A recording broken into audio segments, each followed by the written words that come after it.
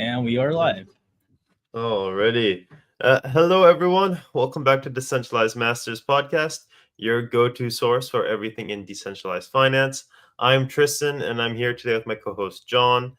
Today, we're going to guide you through the ever-changing world of DeFi, one strategy at a time. Every week, right here on the Decentralized Masters YouTube channel, we go live at 2 p.m. Eastern Time to bring you the latest insights, updates, and tools to help you in your DeFi experience. So, John, we had a busy week.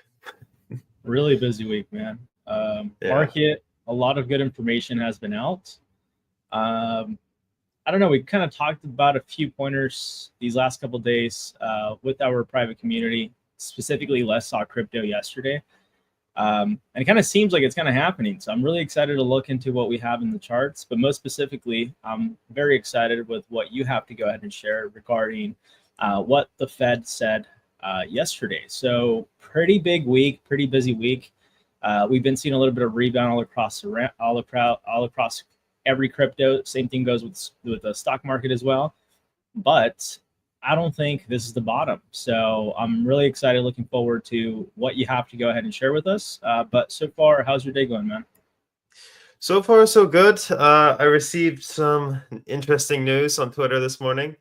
Pump.fun, so the infamous meme coin rugging site, has now created their very first swap. So instead of going directly to Radium, now you can go to swap.pump.fun, No way. where you can where you can literally swap your tokens just like you would on Radium. But you can also now create your pool directly on swap.pumpfun. Wow, that's really cool. Yeah. I wonder how that's gonna. Are they gonna come out with their own DeFi token as well? I'm assuming, huh? They must. I don't see them not. Yeah. That's really interesting, man. I'm definitely looking forward to that. But that's interesting considering the fact how this market has been these last coming months. And I'm not sure if you've noticed a trend too. A lot of platforms have actually been following the Pump Fund platform. I think they notice they can make a lot of money on fees. So they're like, let's go ahead and provide a service such as launching your own token and then generating funds off fees. Because I know another platform that's doing something very similar like that is Avalanche, actually. Avalanche has like their own little Pump Fund platform where you could go ahead and launch tokens to as well, I believe. So it's pretty interesting how a lot of these other exchanges are now kind of catching on with that kind of same thing as Pump Fund. But it's also, I think, one of the biggest things that I see right here is that compared to what we had last cycle, it seems like things are a lot more efficient now. Like last cycle, you had to know how to code. You had to be a developer for the most part to know how to even launch a token. I'm not saying that there wasn't platforms that you were able to do, an instant launch without any of that, but that didn't really come around till later down the line during the cycle, right? So you really had to be like a developer or someone who knew how to code and how to launch a token. And now it just seems like anyone could go ahead and do it, which could be a good thing and it could be a bad thing, right? Yeah, well, yeah, it's definitely proven to be entertaining at least. Bruno says, "Good morning, Tristan and DeFi John." Good morning, Bruno. Good morning, Bruno. Good afternoon. Yeah, I guess without further ado, I'm going to get into what the Fed said yesterday. I have my small presentation for you guys. All right, you can see that. Nice. So, as many of you know, the Fed did speak yesterday. We did have the FOMC meeting. Here is the quick synopsis. The economy is holding up well. Inflation is still somewhat high, though. It's at 2.8%, where they would prefer it at 2%, which is the Fed's mandate, keep inflation at 2%. Tariffs are indeed pushing it higher. They're not fully sure how much of this inflation is directly coming from Donald Trump's tariffs, but they are getting more data on that at the moment. They did say it might be transitory. However, last time the Fed said inflation was going to be transitory. We ended up with the highest inflation, stickiest inflation that we've seen basically since the 70s. So whenever this Fed says transitory, people kind of don't like that, but that happened. The Fed is in no rush to cut. They're waiting for more clarity to see what the economic environment plays out. They do want to cut. They did clarify that they do want to cut. It just they're going to wait until conditions are, they're waiting for lower inflation data to come in before they cut. They also clarified that if jobs weaken, they will step in regardless of what the inflation rate is. Because that is their other mandate. If you didn't know, the Fed has two mandates: keep inflation at 2%, keep jobs at full employment. Sometimes those can actually go against each other. So we'll see how that works. And we had also some big surprising news here that they are going to slowly turn off quantitative tightening, or QT. Basically, they're going to slowly sell off the bonds and all their assets in their balance sheet. They were doing it at a faster pace before this one, before this Fed meeting. And that was kind of creating some, I guess you could say, that was giving the opposite of excess liquidity, as pulling liquidity out of the market. Now that process is kind of slowing down. We're kind of looking towards the opposite of quantitative tightening, quantitative easing. That provides the best kind of environment for the crypto market. I heard one Bloomberg reporter say, he summed this Fed meeting up by saying, let's say you have a car, you parked it in a very nice spot, your parking spot is great, there's no issues with where your car is now. However, the roads are super foggy and there's ice on the roads. So as soon as you move your car, you're going to be in trouble. That's kind of where the economy is right now. He said at the moment, things are looking good, but if they have to move that car, things will get dicey. So that's kind of how we are looking at the current state of the economy. So here's the data. GDP, actually, they cut it down 3%, which is a bit of a surprise. The unemployment forecast went up just a tick. And inflation just up a tick as well. The core PCE inflation also was up a little bit, so it's not like terrible. Like the inflation was higher, GDP is being cut, but it's not by like a massive amount. So for those who don't know, I just kind of wanted to go over what are rate movements, because sometimes I feel like John and I talk about things that are above beginner level, and we definitely complicate it. So I just want to say, what is a rate cut? What is a rate hike? A rate cut is when rates drop and borrowing gets cheaper and more money flows into the economy for investing. And that's and by rate we mean the interest rate set by the Federal Reserve, and that's the cost of borrowing money from bank to bank. And then that same kind of interest rate kind of flows down to the rest of us. Interest rate hikes, the opposite. They pull money out of the economy. They get that interest rate level higher, and people have less to spend, less to invest. When the interest rates are high, a lot of people just invest in bonds instead. So it makes holding assets like Bitcoin, like stocks, a little less enticing when you can get 5% solid rate, from the safest bonds in the world, rather than throw your money into the market and hope you get 7% in the S&P. A lot of people just move to bonds when the rates get high like that, and then that kind of pushes down the price of cryptos and the stock market. And then the opposite is true when they cut rates. Bonds become less interesting to hold when they're only earning like 3 to 2%, and people then put their assets, their cash, into more riskier assets like Bitcoin, like crypto, like the stock market. Quantitative easing and quantitative tightening. This is the other tool in the Federal Reserve's tool bag. Quantitative easing is when it prints money. So it's not, the Fed in their basement, turning the money printer. All they do now is, they hit a few buttons on their computer and they buy some bonds. So the government bonds, so like T-bills. So they're buying these bonds with money that came from nowhere. So that's where the inflation comes from. That is what quantitative easing is. So the more money that is floating around in the economy, the higher the inflation rate usually will get. But sometimes quantitative easing is necessary when inflation is actually going below their mandate, or the economy is looking weak. The quantitative easing is actually used to give a little shot to the economy to make it more energetic.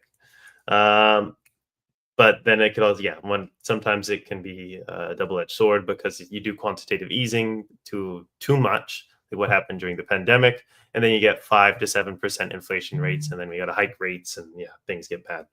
Anyway, quantitative tightening is the opposite of that.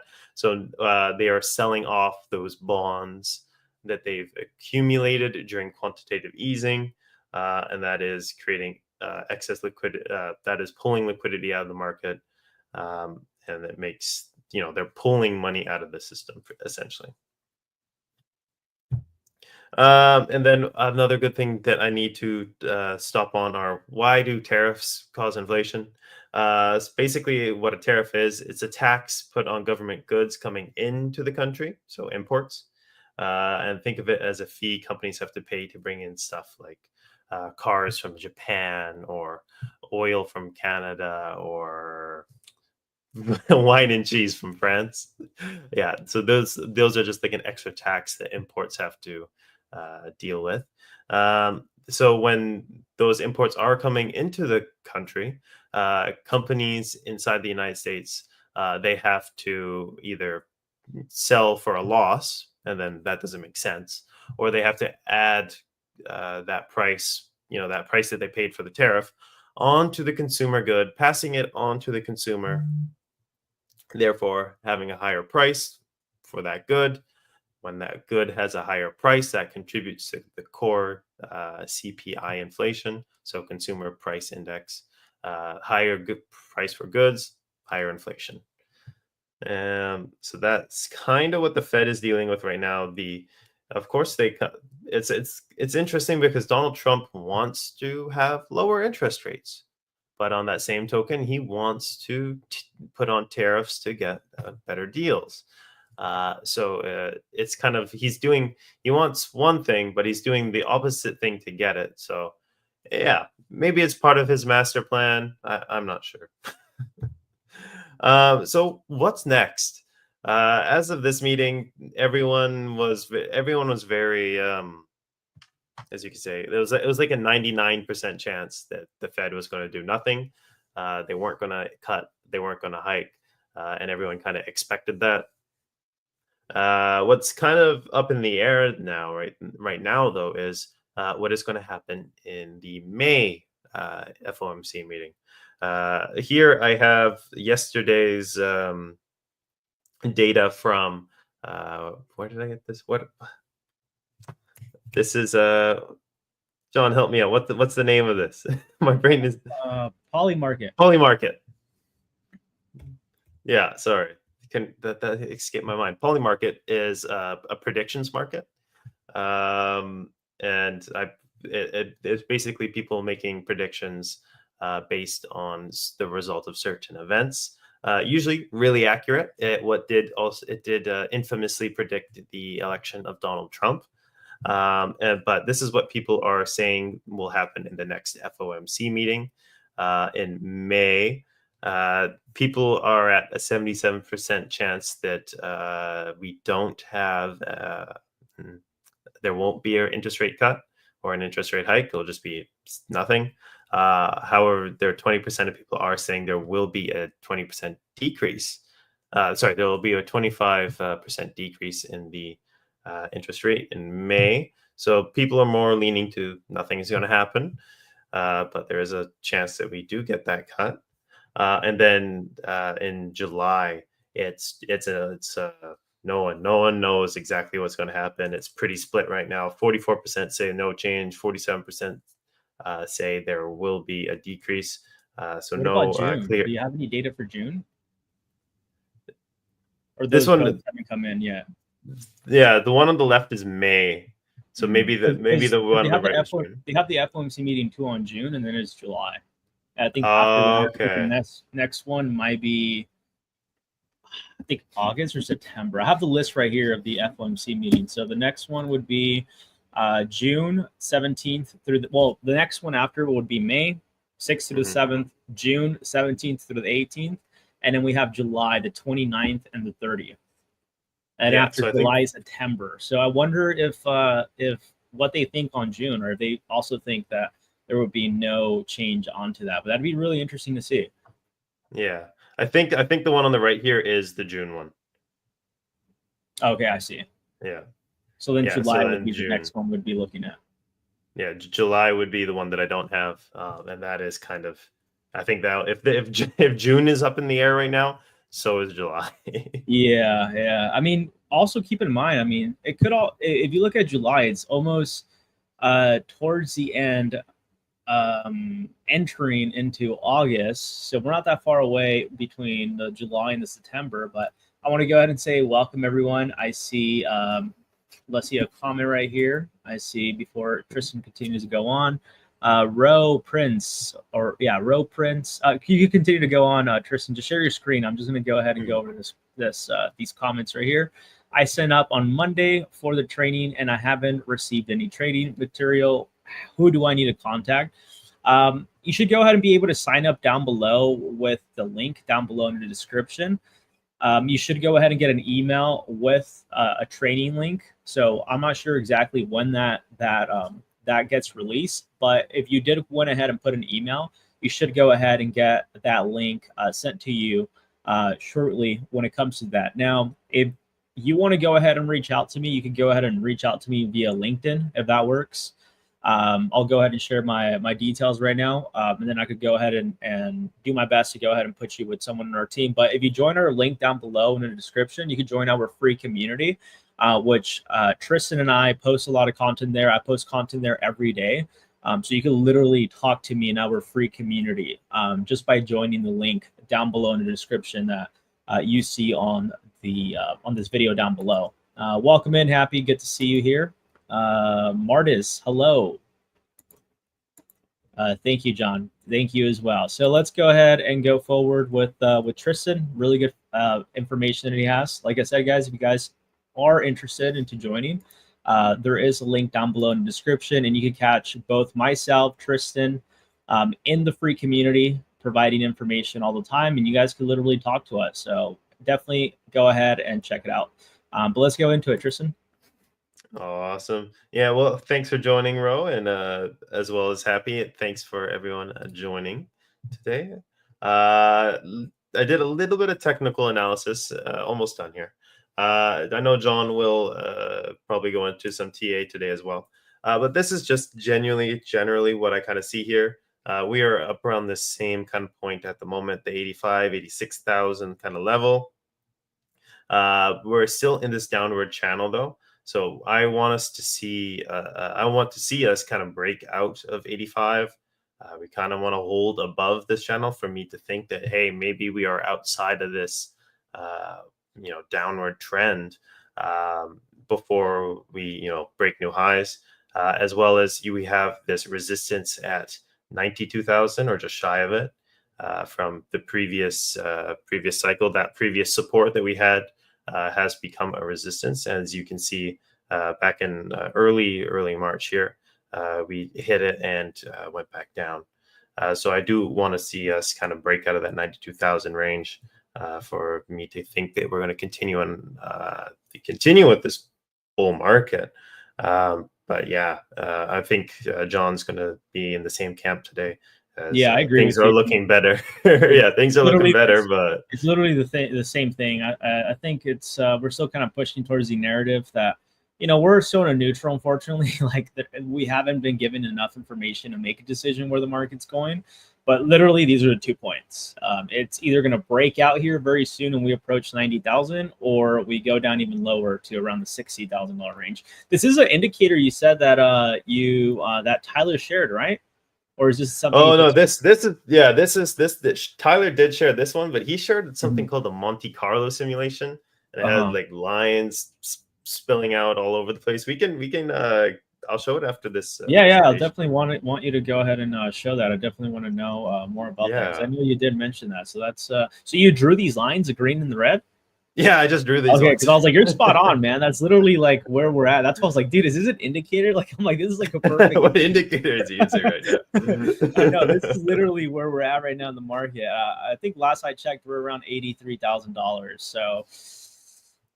Not looking too good. I mean, we're back at 84, but we'll talk a little bit more about the charts shortly. But yeah, I agree with you right here, Tristan. Definitely same point on to where I think the market could be heading. Yeah, that's kind of where I'm thinking. We want to see some critical numbers soon. Another thing that I wanted to bring up was the QQQ, which is an ETF that tracks 100 largest companies on the NASDAQ. So think, the Mag 7. Alphabet, Amazon, Apple, Facebook, Microsoft, Nvidia, and Tesla.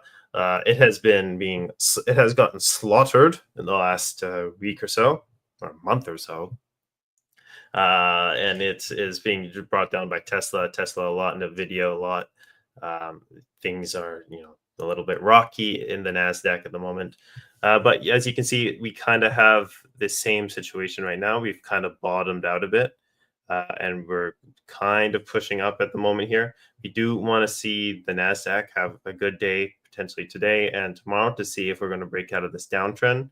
And why the NASDAQ is important here is that Bitcoin has become so connected to the traditional finance markets that it often follows the NASDAQ. If the NASDAQ is going down, so will Bitcoin. If NASDAQ goes up, so will Bitcoin. Often at different amounts though. So the NASDAQ has been down actually worse than Bitcoin has been in the last month, but both are down right now regardless. And one last little chart I was going to show.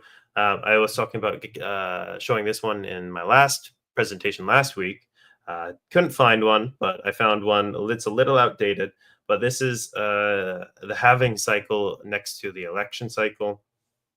And I was just saying last week that often after a presidential election, that first year of the new president, always kind of a down year. The previous 2 years of the previous president, they inject a ton of liquidity, a lot of money into the markets to boost their numbers, make it look good, make it look like they've been performing well, so they can potentially be reelected.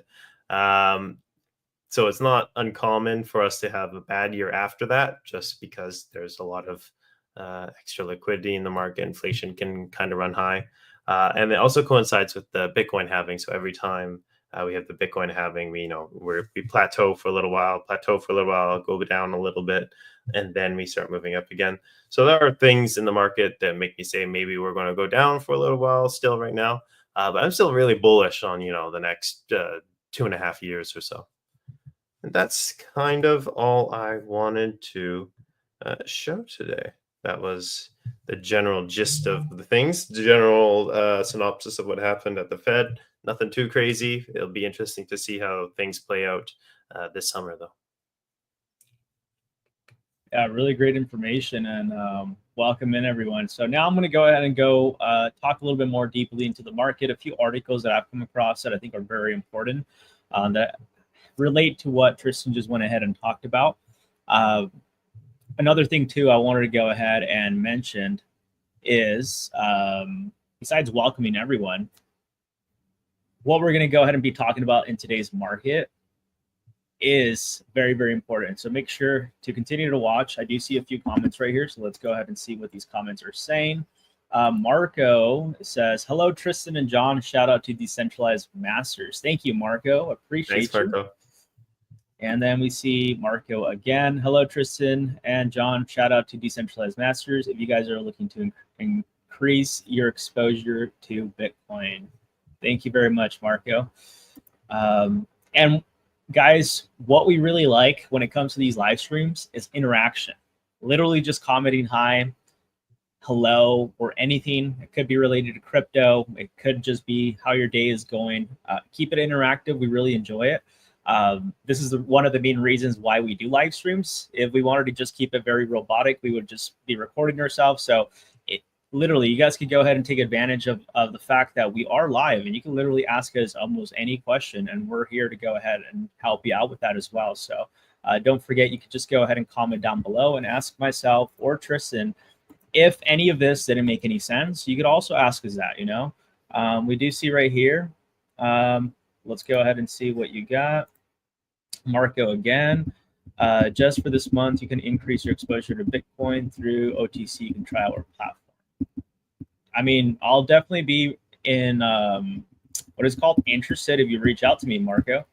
I mean, why not? We're always looking for partnerships, definitely. So definitely do want to go ahead and reach out to you. I'll reach out to you or you reach out to me. But let me go ahead and share my screen with you guys now. We're going to go ahead and talk about a quick little market update and see where things are going and where things could potentially be going in the near future as well. So let me go ahead and close some tabs on my end on my computer because I already feel my computer lagging.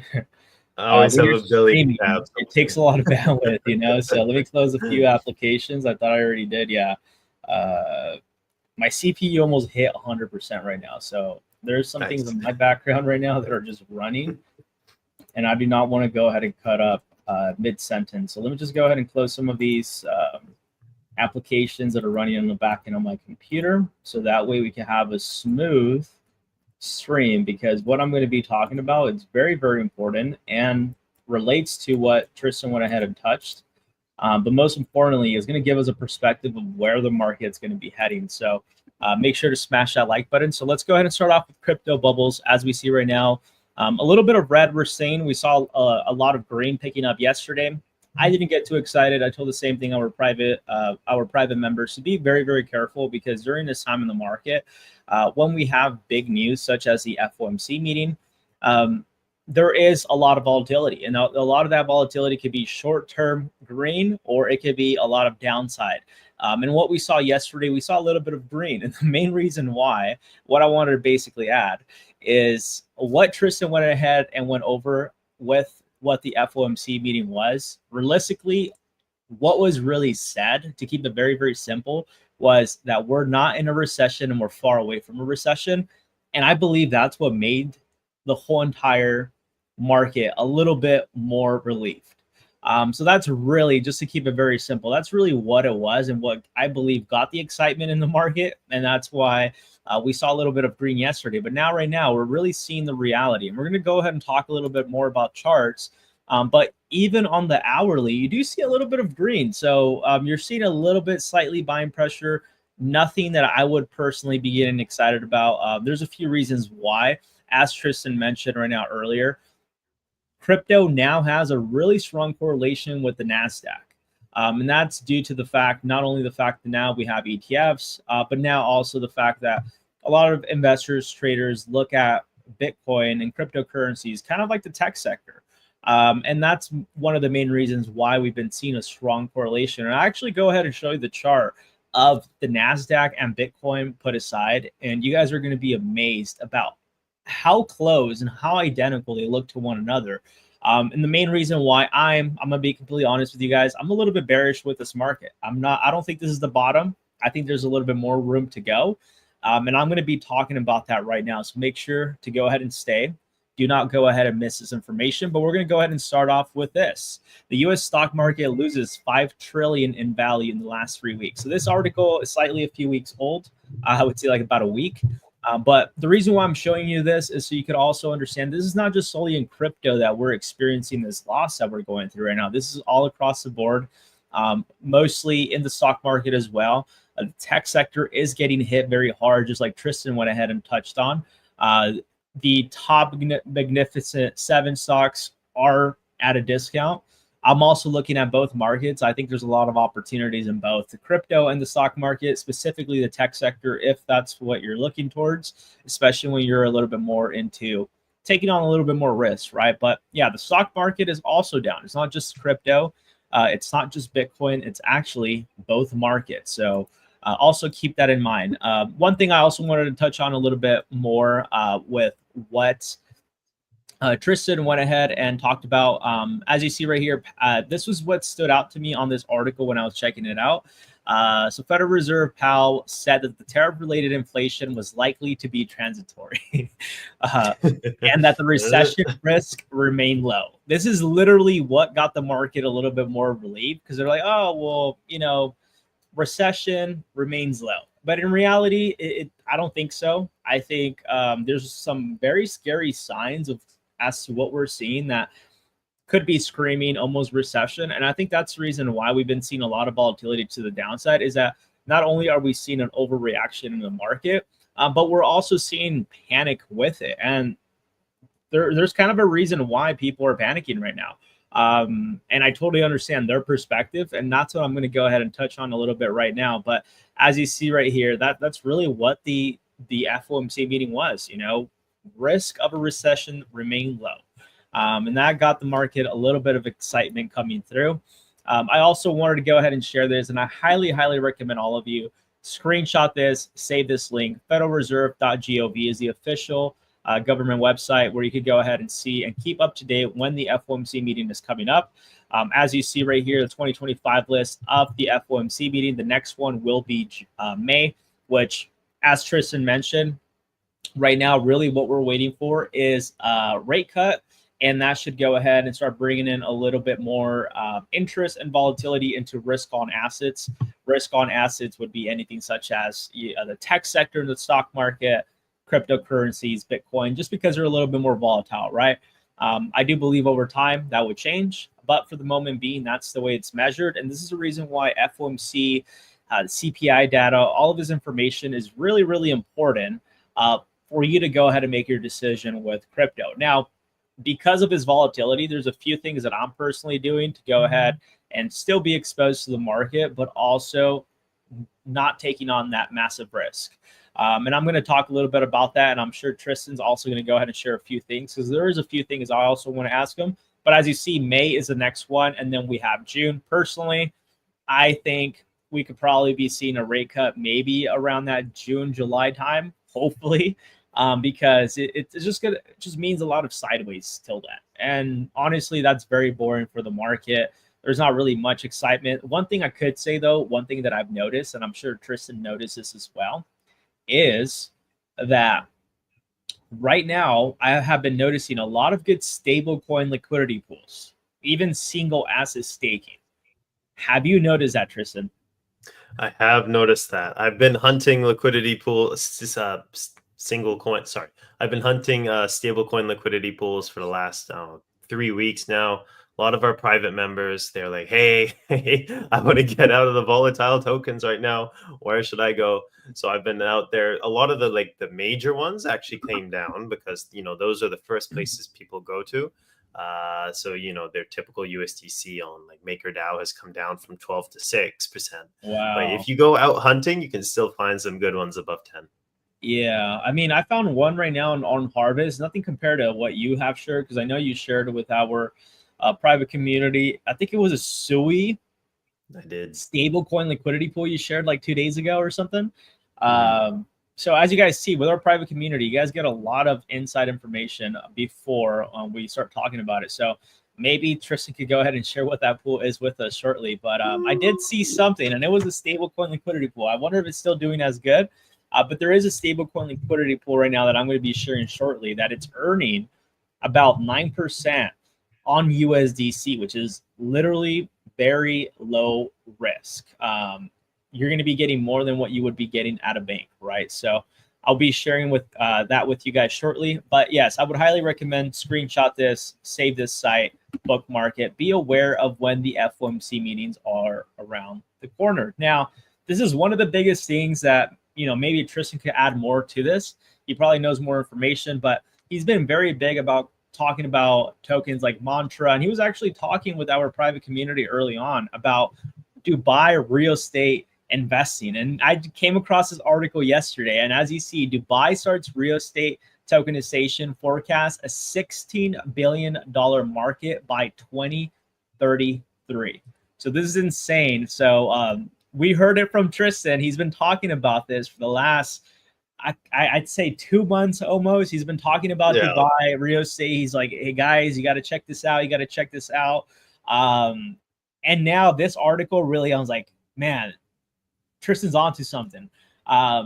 How do you feel about this article, man? What do you think? What do you think we could be expecting for not just the Dubai real estate? Because I know you were already exposed to some platforms, and maybe you could share that with everyone here one more time. But what do you think about this, and what do you see in the future for real estate being tokenized? I did see this article this morning, and I was like, hey, yep, I'm on the right track. That's I saw it, and I was like, it was very confirming to the things I already believe. Yeah, I have exposure to Estate Protocol, which is a protocol built on Mantra, which is on token OM. And I have a small, I guess you could say, holding in a 1-bedroom apartment in Dubai. Can you share that with us? Yeah, of course. Yeah, Here, it was. I got a stop picture sharing my screen. Yeah, I got here. I'll show you. I'll show you my. Well, my. So, what is this apartment. platform called? So this is Estate Protocol. estateprotocol.com, built on Mantra's network, but you also have you can connect using Arbitrum or any Ethereum based Yeah, I do see wallet as that. well. That's really cool. Yeah, there is a KYC process to it, so it's just Okay. they don't want people from Russia or North Korea to have easy access to buying property in Dubai. But then you buy tokens, so each property is broken up into a certain amount of tokens, different per property, and then you can buy properties of that token, and then you do earn a yield from it after they rent it out. It takes a few months for these properties to go live, so they do need to put someone in there to rent it. But as you can see here, some of these APYs are really good, 9.3%, 9.6, 9.8. So you get good yield on those. At the moment, the protocol still doesn't have an exchange yet. So if I want to sell my tokens at the moment, there isn't really an outlet to do that. So I'm not throwing a ton of money into I'm not, yeah, and for that reason specifically, not throwing a ton of money into the project. But dipping my toes in. I reached out to the founders and some of the builders of the project through Discord recently, and they told me that their priority right now in the next 2-3 months here is to get that in-house exchange. So these token prices won't be set at 50 anymore. There'll be a live price for it, just as you're trading your tokens on Pump.Fun. The tokens of these real estate properties will be fluctuating in price, and you can buy them on the exchange. So buying at 50 now, maybe I'll come out on top. Maybe I won't. Yeah, maybe I might do the same thing, man. It doesn't hurt to throw a few dollars in there, see how it goes, and maybe we kick ourselves down the table for not investing more into it. yeah. Well, you know what? At least there was something in it. Yeah. I wanted to ask you. So when you do buy this, the way you're investing into this, like in your DeFi platform, like your wallet, I mean, like your Rabby, is this purchase being done as a token, or is it being mint as an NFT basically? Purchase as a token at the moment. Okay, so when you're buying, it's almost like you're just staking, right? Yeah, you're moment, buying. So you're basically buying this token price. So it's like you're buying a share at $50, but that is deposited into the Estate Protocol platform, correct? Okay, correct. At some point, I think you might have one bed in Belgravia, Jumai, Dubai in your Rabby wallet, and then you can see the tokens there. I think that's that'd be where really we're cool. headed. Yeah. Yeah, but I think we're at the moment, yeah, it's more like staking on the platform. You know what would be actually pretty cool too if this platform later down the future not only pushes this concept and really it seems like there's a lot of people buying, right? So there's interest. We came across this article, so there's definitely interest there, right? But wouldn't it be pretty cool? And I'm sure they're probably working on this too, where if you're a token holder of these platforms, you get days to choose where you could go ahead and visit, and kind of like an Airbnb, right? Where you could go ahead and like now rent your spot for the month. You know what I mean? Almost kind of sounds like a timeshare, basically. Yeah, But not the yeah, it does timeshare sound a, terminology. yeah. I don't think we want to name it timeshare. Yeah, don't do that. But I hope so too. Because if I get 2 days in Dubai for buying 2 tokens, yeah, that would be That'd be super. pretty cool, man. And then you could go ahead and rent those out to someone else, and then now you get like the passive income out of it. So that'd be really cool if they come up with a concept like that. I'm sure there's probably other digitized real estate models that probably offer or looking to offer something like that. I wonder if it's something that's could work. But the way I'm looking at it, it's almost like let's say you go to a hotel, you go to a Hilton or something, Marriott, and like you're paying like let's say depending on the room on average anywhere between 180 to $300 per night. So it'd be like you owning a piece of that, but then you lending it to a friend or something, So I think it's a concept that sounds like it would work, but who knows? It would really be having to sit down, work the numbers, and see if it's even doable to do something like that. But it kind of reminds me of what we saw last bull run. We started to see a lot of things being tokenized and giving you options to, if you mint this NFT, you get unlimited access to XYZ location, So I think the concept seems pretty cool. But that's really cool, man. I'm gonna have to go ahead and definitely check this out myself. Yeah, no, I definitely recommend. And then real estate also gives you like some very good diversification in your portfolio because as this crypto market's been slumping right now, Dubai real estate that hasn't moved. It hasn't been really affected by the slumps in the stock market. It just kind of keeps doing its own thing. So your tokens will be a good way to offset any volatility that you experience in the market. And I think in traditional portfolios, I might be wrong, but I think it's like you want like a 15% real estate exposure. So that's like things in like investments into real estate investment trusts. So if you can mimic that in your crypto portfolio as well, kind of like how we talked about last time about mimicking gold in your crypto portfolio by owning PAX G, which has been doing stellar in the last 2 months while the crypto market's been getting tanked. Yeah, It adds that diversification into your portfolio. 100%. And then these are rented out as well. So they're earning an income and then you're being paid out your rent in USDC. So it's super, super convenient. How quick is the KYC process? And by the way, for all of you that might not know what KYC is, KYC stands for Know Your Customer. It's usually done for like anti-money laundering laws and things like that. But like, how quick is the procedure onto this KYC? Was it pretty fast? Did it take a while? It was 15 minutes. Oh, it's not bad. Not bad at all. Yeah. Pretty cool. So Definitely looking forward to I this. think I uploaded a picture of my passport. Had to move my head around, and then in a video, and then that was it. Nice. Yeah. So I would prefer the world without KYC, but when it comes to real estate, I find it you have to it's understandable they don't want the people who are money laundering to have super easy access to their Yeah. portfolio of properties. So I get that. Yeah. 100%. That's really cool.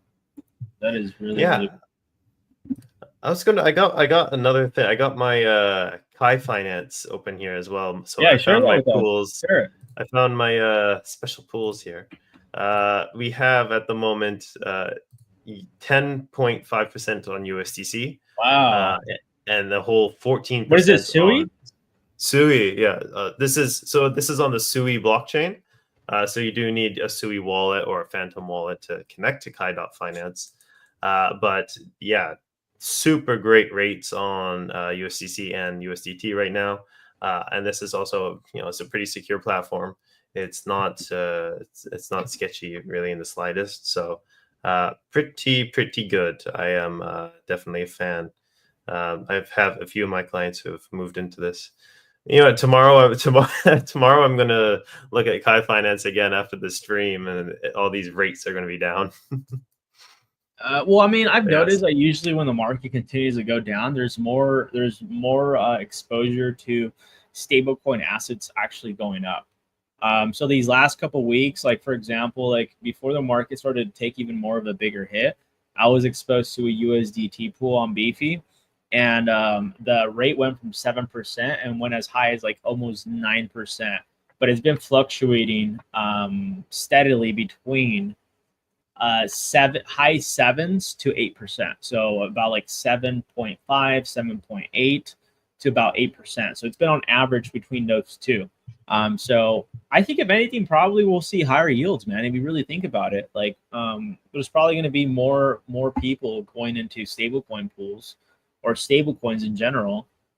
So a lot of these platforms are going to go ahead and take advantage of that and give out some good yields. So gives exposure to the platform as well. So I think that's a pretty good thing. It's pretty cool. Yeah. Lots of new projects. I've last time I spoke, I went over 2 brand new stablecoin projects. One was called Noble, and that one was on the Cosmos chain. Another that was a little bit similar to like Ondo, where they tokenized government T-bonds, and they were passing on that yield to the holders of their, I think it was USDN token. And so you're getting a 4.2% yield just for holding the token. It wasn't staked or anything. It's just you just hold it and you get 4.2%. And then they also had like a special vault on where some people were taking, if you held the token and you put it in one of their vaults, you could get things like airdrops and like extra points, but then you're sacrificing the yield that you would get normally.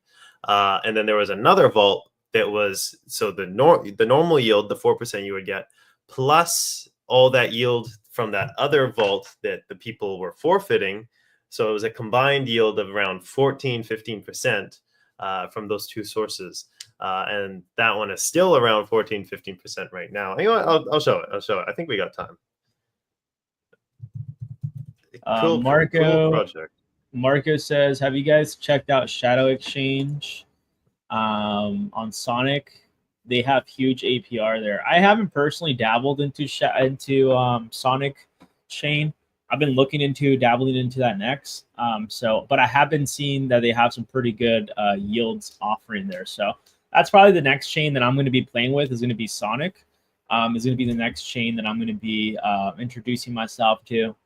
And then actually, because I know there's a lot of things going on Sonic chain. When I went to what is it called? ETH Denver, there's a lot of things Sonic is doing behind the scenes. So I think there's going to be more DeFi opportunities coming up. But what is this that you're sharing? Yeah, this is Noble. So this is a brand new stablecoin project on Cosmos blockchain. So that's Atom token for all of you out there. So they're Noble dollar. So this is the stablecoin. Pays the 4.15%. So that is coming directly from U.S. Treasury bonds. So the most secure form of yield in the world. So you get that directly from there, and you just get that for holding the token. So if you're just selling your positions and going to USDT or USDC, waiting for better opportunities, consider using something like a Noble USDN or like an Ondo USDY, where you're going to just get 4% or 4.2% just for holding the token. It's almost it's almost a no-brainer.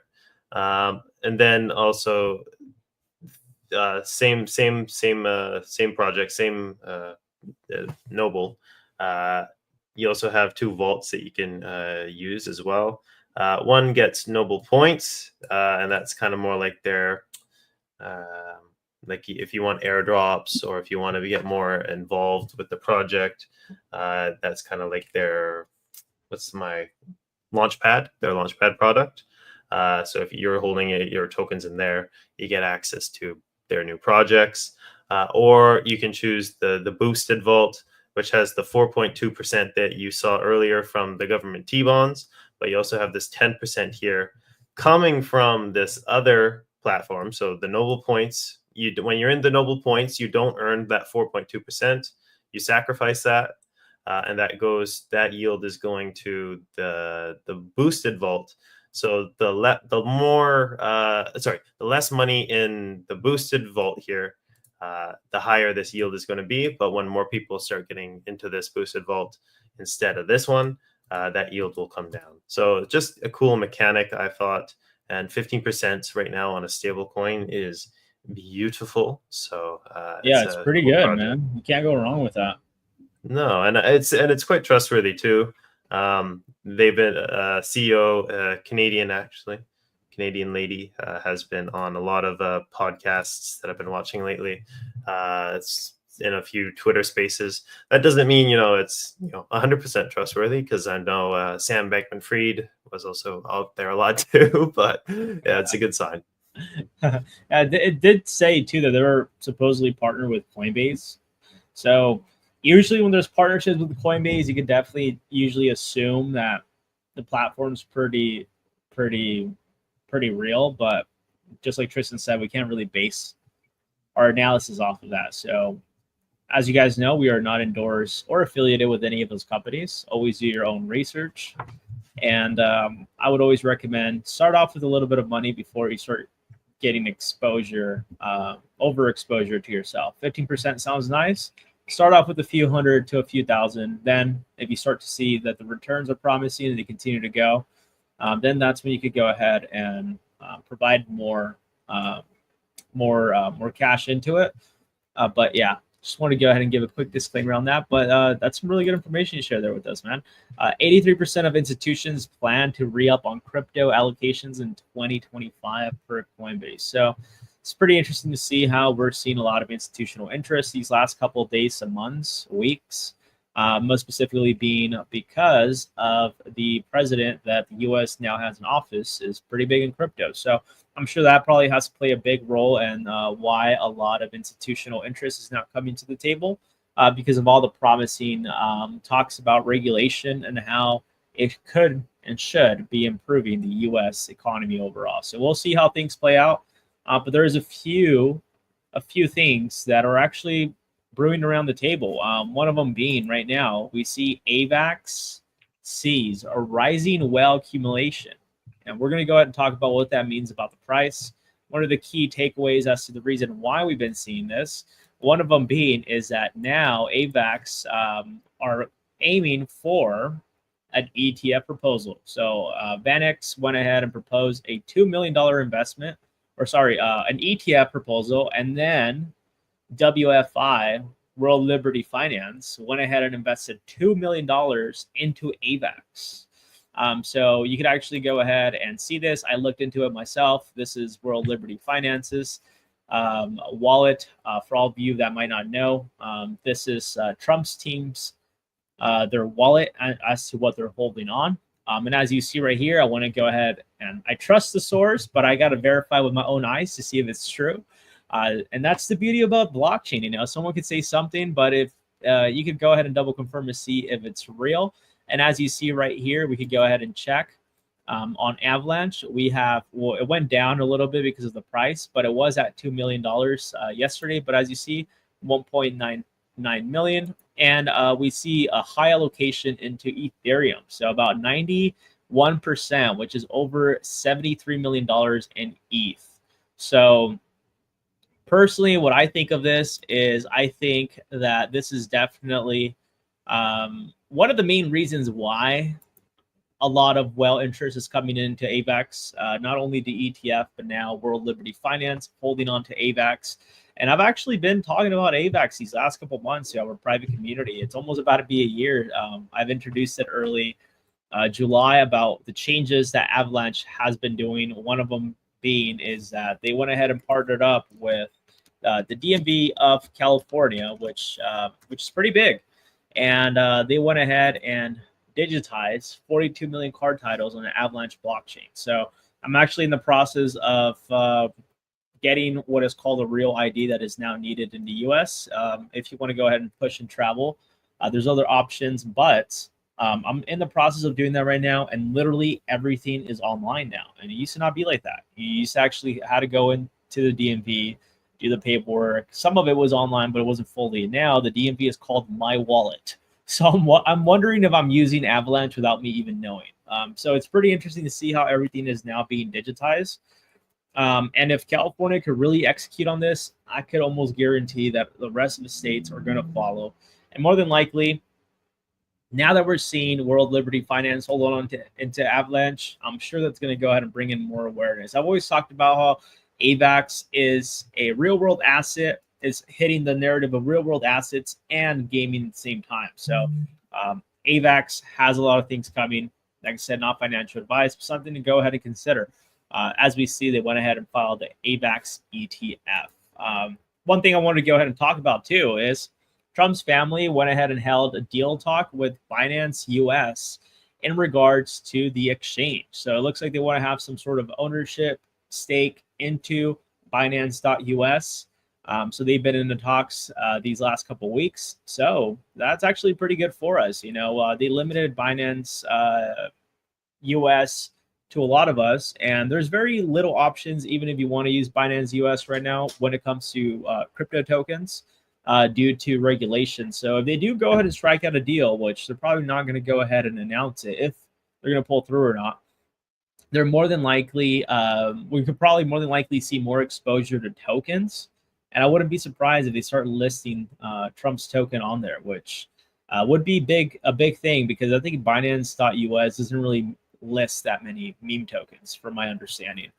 But another thing I wanted to go ahead and share is, before we go into that, late car payments rise to the highest level in over 30 years. So this is one of the main reasons why we have been seeing a lot of scares in the market altogether. The economy overall in the U.S. is not looking too good, regardless of what the Fed says.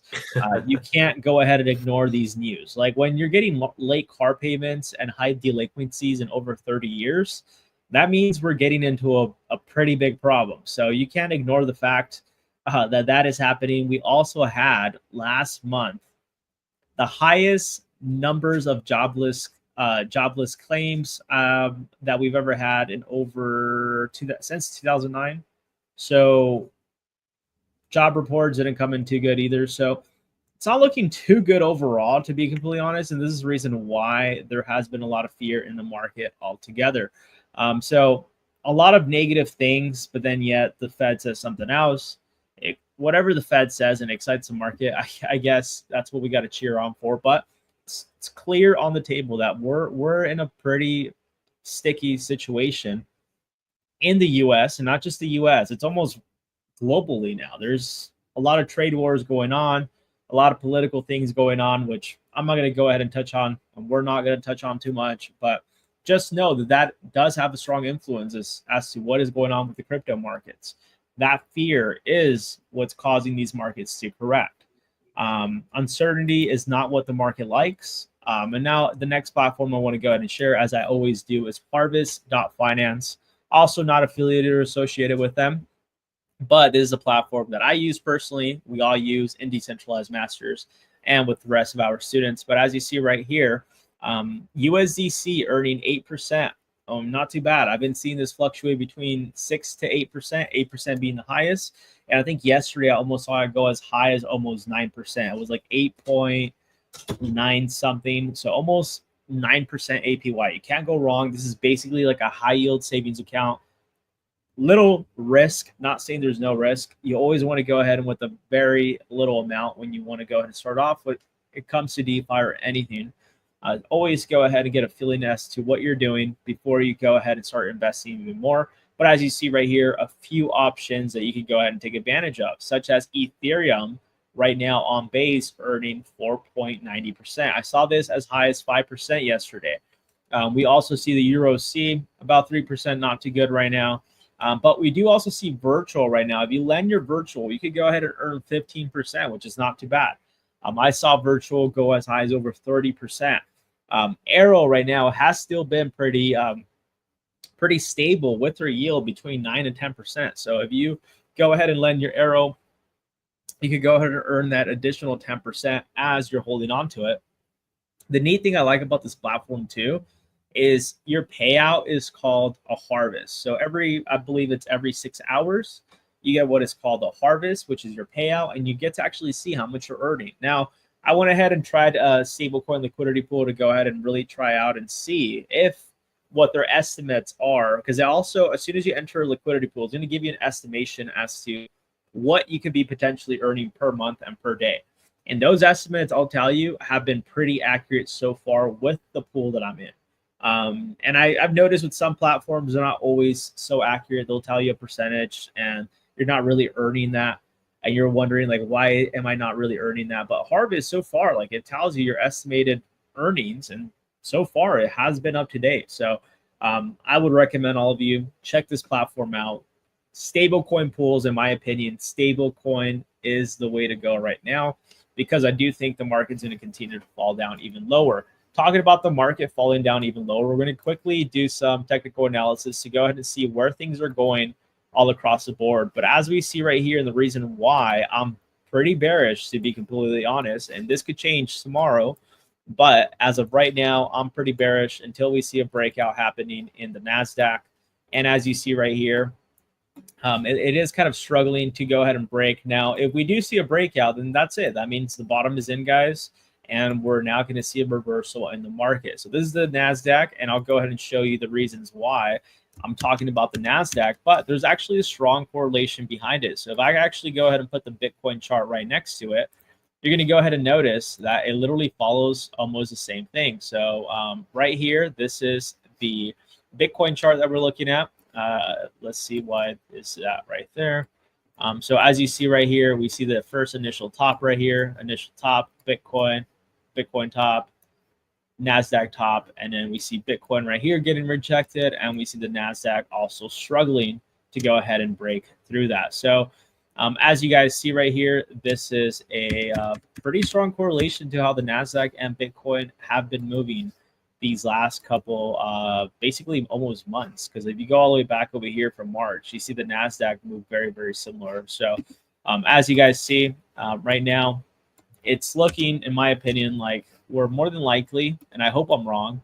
The reason why I hope I'm wrong is because we could go down lower. And if we go down lower, it's not going to look too good. It could be a buying opportunity. It just depends on the way you look at this. But we could be expecting an additional 30 to 40% downside to the altcoins. Most of it being 30%. I measured it. Most of the altcoins, their next support is a 30% correction.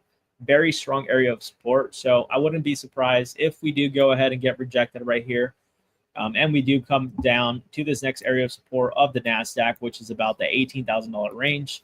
We will go ahead and see a little bit over a 6% correction still in the stock market, which is actually quite a bit. 6% correction is a little bit for us to go ahead and handle. And what that basically correlates to cryptocurrencies, that would mean Bitcoin would go to as low as possibly $68,000. Because as you guys see right here, a strong area of support for Bitcoin next will be at around this $72,000 mark. Now, the reason why I'm saying 68 is because usually in the market, it usually doesn't follow the exact support all the time. And also keep in mind, we have liquidations. People are probably like leveraging right now, thinking that this is the bottom of the market.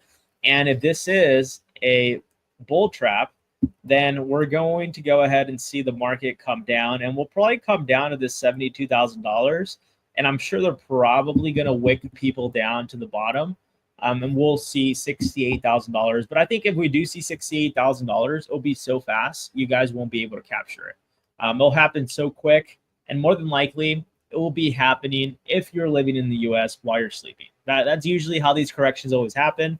As soon as America's sleeping, the market corrects. So when you wake up to a nice downside of your portfolio. You panic, you sell. And that's really what the game plan is when they try to push the market down. So don't react to this. The reason why I always give you both sides, the upside and to the downside, is so that way if you do see a downside, you do not react to how the rest of the market's going to do. Now, what I'm personally doing and what it sounds like Tristan's also doing, and the rest of the team here at Decentralized Masters, we're staying into stablecoin liquidity pools. That is the best bet right now. There is a lot of risk, in my opinion, at the moment still. There is no resistance with Bitcoin that had before it had this major breakout, which basically correlates to no support. So the next area of support that we see is between the $74,000 all the way down to a $65,000. So there could be a possibility that we could still go ahead and see anywhere between a either 13% correction on Bitcoin. We could either see a 20% correction on Bitcoin or even as low as a 22% correction on Bitcoin, which correlates to $64,000. And for altcoins, that means a 30 to 40% correction. So what I'm doing personally, I'm not touching the meme coins. I'm not dollar cost averaging right now at the moment just yet. I'm going to wait till mid-April is what I'm personally going to be doing right now. The only thing I'm being exposed to is stablecoin liquidity pools. I'm being patient because of the fact that I believe there's still more downside left. As I mentioned, I hope I'm wrong and we don't see that downside because I really want to see this market go up. When the market goes up, not only do we get more people watching the streams, but we get to have more fun with all of you guys. And there's more questions to be asked. So during these times in the market right here, they're a little bit boring, to be completely honest. I'm sure Tristan could go ahead and agree. But what I do like about these market times is that this gives us more time to go ahead and learn about new blockchains, new liquidity pools, new platforms. So for me, honestly, these downsides in the market, I actually enjoy them because it gives me time to focus for me to look for the next opportunity before the market starts to recover. So if the market does go down, I think it's an opportunity to go ahead and re-strategize your plan into not only investing, but also really think into what are the platforms you're going to start deploying your capital if we do see that 6% correction in the stock market and then a possible 20% correction on Bitcoin, with altcoins being anywhere between 30 to 40%. I think there's going to be a lot of opportunities in both markets, but I think, in my opinion, it's a little bit too soon to make a decision. Really what I'm looking for, and it's showing two bullish signs in my opinion. One of them being maybe this is an inverse head and shoulders pattern. I mean, I hope this is the bottom. If this is the bottom, we're going to go ahead and see some sort of reversal pattern forming right here, which is an inverse head and shoulders pattern. And when that's going to be confirmed is once we see a breakout above this neckline at about $90,000, which I believe Tristan actually went ahead and talked about. So $90,000 ideally in the back of my head is the area that I want to see Bitcoin at and above. We need to break through that resistance and make it that new support. And then once we see that breakout with Bitcoin, there's more of a higher possibility we'll go ahead and see some sort of final wave of this downtrend being over. Because as you see right here, there's a downtrend. We're still in a downtrend and we're currently in a downtrend. So once we do see this breakout towards $92,000, that would now basically be confirming. And I wouldn't really call this a confirmation because I've seen it multiple times where the market would also do a fake out where it will go ahead and push the market to where everyone's looking at. Then they'll go ahead and do a fake out where it will go ahead and try to reattempt the second breakout. And then usually there you go. That's it, right? So you also have to watch out for that. So ideally what I'm looking for is Bitcoin holding and breaking above this $100,000 range. So between $90,000 to $100,000 is where I want to go ahead and see. So this would be our first price target. Let's stick to some goals. $90,000 being the area we need to break first. Then the second area we need to for sure break is this $100,000. And I think by here, this is probably when the run really starts. Because if we start to see more buying pressure coming in, and once we see this breakout at $108,000, best assured, in my opinion, we're going to go ahead and see 120 around the corner. And I think this is where a lot of the altcoins could just be flying. So I have hope that maybe this is the bottom. And I'm hoping this is the bottom because either way, I think both ways will be positive. If we do go ahead and start to see a rejection right here, all we're going to go ahead and see is Bitcoin come down. Hopefully it reverses very quickly on 68, and it will be just basically like a super V-shaped recovery on this. And then I think that's also going to be forming an inverse head and shoulders pattern potentially, because even if you see this right here, realistically, this thing could go ahead and just go all the way down and then reverse, and then still be forming another inverse head and shoulders pattern before that breakout. So that would be two bullish case scenarios. The bearish case scenario would be, I think, in my opinion, if we do start to see Bitcoin below 65, guys, I don't think that's going to be a good sign. I do not want to see $65,000 Bitcoin. Not saying Bitcoin can't recover from here, but if we do see Bitcoin come down this low and specifically losing that $65,000 range, this would essentially mean that we've entered a bear market and the top was $109,000 Bitcoin. And this is one of the main reasons why I'm being patient and I'm waiting it out. You guys could do whatever you guys feel like doing, whatever you guys prefer and feel comfortable. I don't know what your position is in the market. I'm a little bit overexposed, to be completely honest. I took on a very high risk initially. And that's kind of the reason why I'm being very, very cautious now, because it didn't go exactly as planned. And that's what things happen in the market. They're not always going to go as planned. You always need to recoup and go ahead and change your plan. And my change of plan right now is stablecoin liquidity pools. Worst case scenario, a bear market does come in, but now I have stablecoin liquidity pools earning me a yield. So it's not too bad. Let's say I'm wrong and we're still in a bull run, and I think we are in a bull run. Then initially we'll just go ahead and see this downside. I'll have USDT to the side.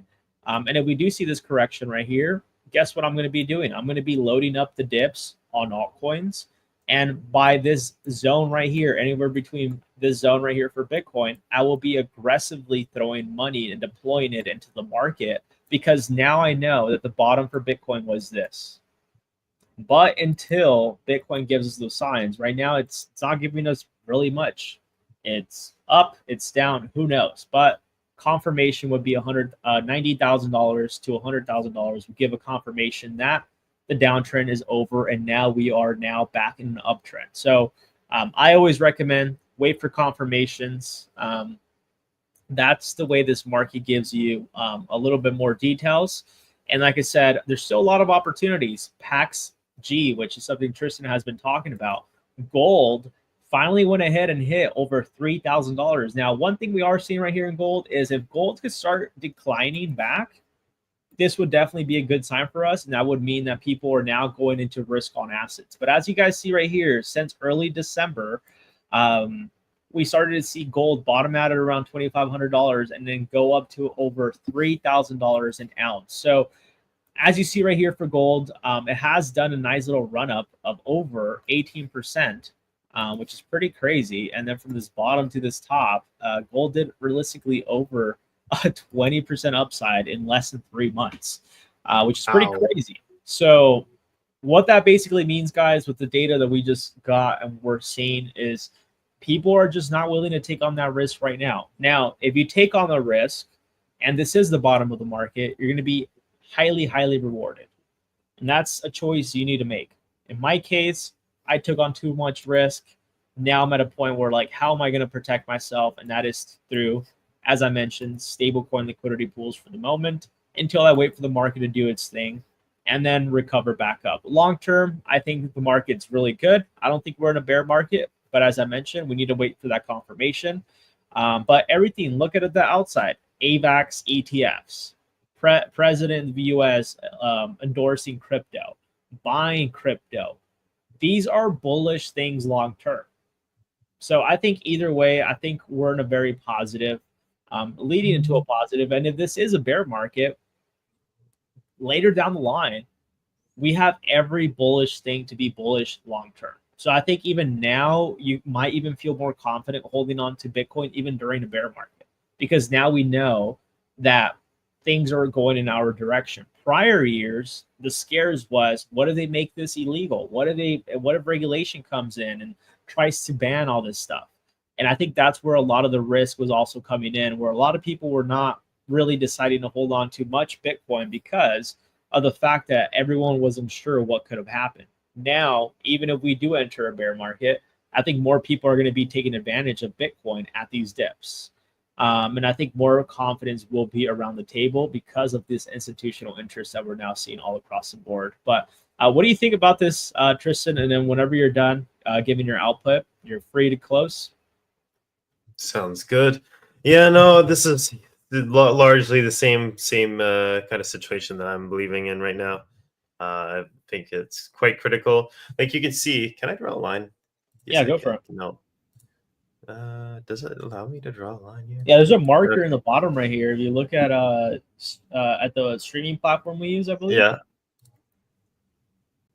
Is there? Oh no, there isn't. No. Well, okay. Use your imagination, everyone. Right. You can see. You can see the. Okay, go down. Let's go back to before the pump, before the election. Right here. So if you draw, if you draw a line at the lows over here, so at the bottom of there, so right lower, here? lower. Yeah, low. No, actually, at the lows. So like the right down here? more. No, down more. 65. If you go at the so that's a top at the bottom, so the low of that. So just if you did so if you draw a line from that diagonal line to where we would be now, you can kind of see that this pump that we had when Trump was elected, kind of that you could say that was I guess you could say maybe an exaggerated pump, and then they were kind of returning back to that normal uptrend line that we were seeing before. That's almost the line that I was going for. We're kind of returning back to that normal trend of going up, and then we could have what we could have been in was like an exaggerated a little bit of hype cycle because of the election, and we're going back to a bit of a normal uptrend for Bitcoin now. That is my as you could say, that is my good scenario hypothesis. What is the bad one? that is the good one. The bad one is that we get rejected right here, which we very well could, because we still are in that channel, and then we drop to that 72,000 kind of level. But if you look at this is what one thing I just noticed right here, and I'm not sure this is what you were pointing out, but like check right here. We could be seeing something like this. I don't know where it would be exactly. It would be right here, or maybe it would be like right here. And I think this is what we're going to possibly be looking for a little bit. And this is just based off what I just basically did, guys. I just copied these patterns, these candlesticks right here. And it kind of looks like that's what the market's going to be doing. I mean, it kind of almost seems like this. So we'll see how it plays out. But it's almost like what we're thinking, and it leads us to that $90,000 range for Bitcoin. So and the thing is too, I'm not sure if you've noticed here, and I usually been pointing out this quite a few times, this is an inverse head and shoulders pattern right here. So inverse head and shoulders pattern right here. It did that last time right here down in the bottom too, inverse head and shoulders pattern. And this could be possibly another inverse head and shoulders pattern showing a reversal from a downtrend. So things are looking good. Things are looking hopeful. I would say not good, hopeful. Hopeful, yeah. We got to be a little bit positive, right? Yeah. Chris, we got one question here. Yeah, Chris says, where do you see XRP going? I see XRP going $8 to $12. That's where I think XRP will go. I don't think XRP will go any higher than $12, in my opinion. I could be wrong, but from a market cap standpoint, I think even $12 is already a little bit crazy. But yeah, I think that'd be the highest it would go up to, in my opinion, Chris. Once again, not financial advice, but that is just based on what we're seeing also in some technicals in the market. And I've been pretty bullish about XRP, to be completely honest with you. But realistically, a $12 XRP might sound a little crazy, but it's not too bad. I think it's about a 3 to 4x, depending on where we're measuring from. So if we were to measure from here, from where we're at this bottom, that would take us to about a 4x return of our money. And if we measure it from its previous all-time high, that would take us to a 2.5, call it almost a 3x. So XRP, in my opinion, is going to hit $8 to $12. I think that's going to be like the ultimate sign for altcoins to run, in my opinion. What do you think, Tristan? Why are you settling with $12, John? Last TikTok influencer that I saw on Instagram said XRP was going to $100. $100 is not going to happen. Get wild, John. Just go for it. Just go for it. $100 $100 XRP is not going to happen, guys. Not going to happen. And if it does, I'm going to be so happy, because that means that everything is just going to go through some insane numbers. I want to put this into everyone's perspective. $100 XRP would mean a $50+ trillion market cap for XRP, which 50 trillion market cap is what the stock market currently is. So it's impossible for the time being. Not saying it's impossible for the future. It's impossible for XRP to hit $100 this cycle.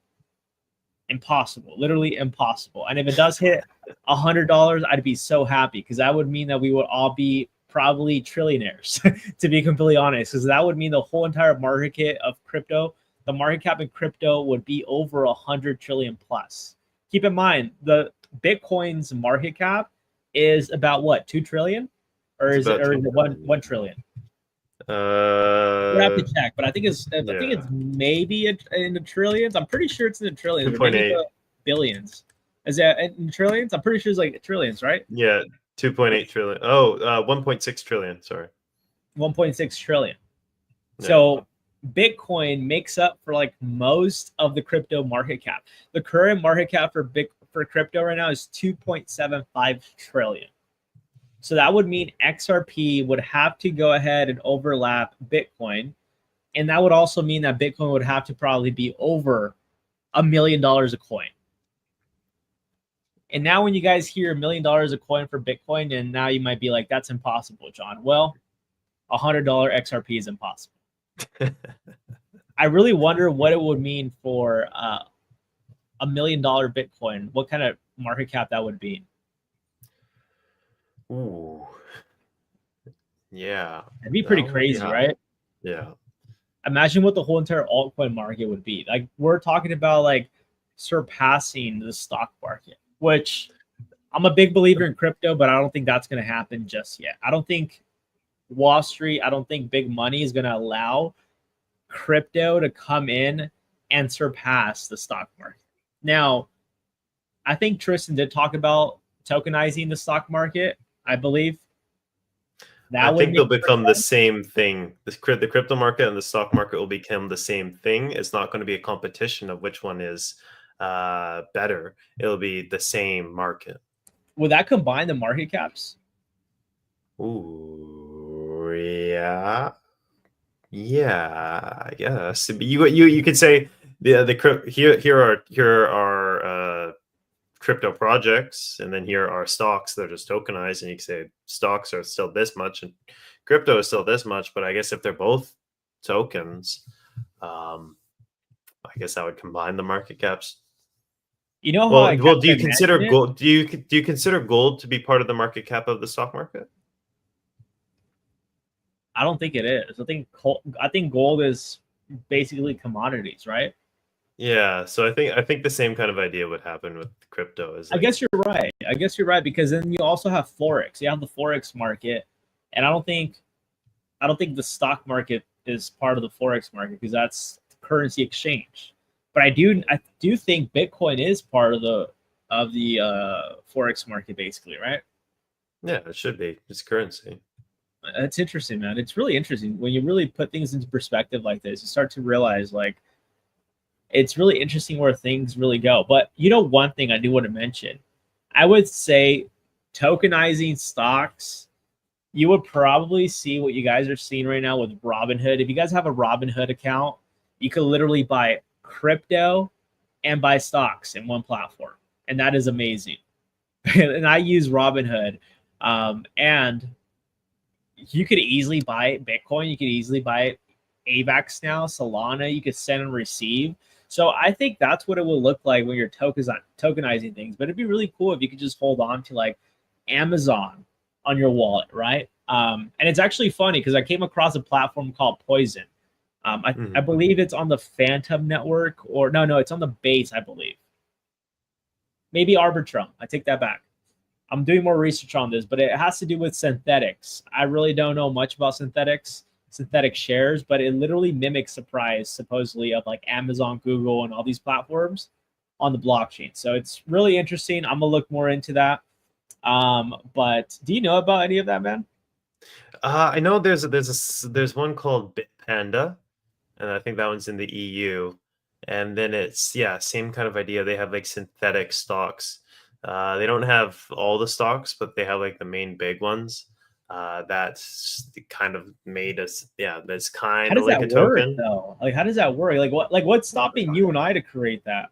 I guess it's kind of like a stake for every one synthetic token that you own. They have to have that actual stock in their reserve. I see. Yeah, So it's kind of like an ETF. kind of like an ETF. Yeah. That makes sense. Really interesting. Well, you can Yeah. go ahead and close it off whenever you're ready, Tristan. I want to All go ahead and right. say thanks to all of you guys. Appreciate you as always. I think we had such a great session. Make sure to go ahead and join our community down below. Free community, Decentralized Masters Become Your Own Bank, where you can go ahead and hear from myself and Tristan. And if you guys want to go ahead and reach out to us, feel free to go ahead and reach out to us. We're always open to not only partnerships, but we're also open to collaborations. So definitely go ahead and reach out to us. If you're a company watching this, have a SaaS product, exchange, whatever the case is, we could definitely go ahead and talk. But let's go ahead and turn it over to Tristan, and he's going to go ahead and end the Absolutely. session.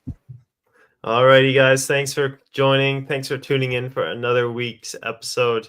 I hope you're walking away with some clear strategies and insights to push your DeFi journey forward. Remember, DeFi is evolving fast, and staying ahead means taking action with the right knowledge. If you're ready to dive even deeper and you want a roadmap to build your DeFi success, check out our DeFi Masterclass in the link in the description below. In the training, you will receive clear hands-on strategies to maximize returns, manage risk, and truly make the most of what DeFi has to offer from our CEO 10. Make sure to like and subscribe and hit the notification bell so you don't miss next week's 2 live episodes. Until then, keep learning, keep growing, and I'll see you next time right here on Decentralized Masters. All right, guys, take care.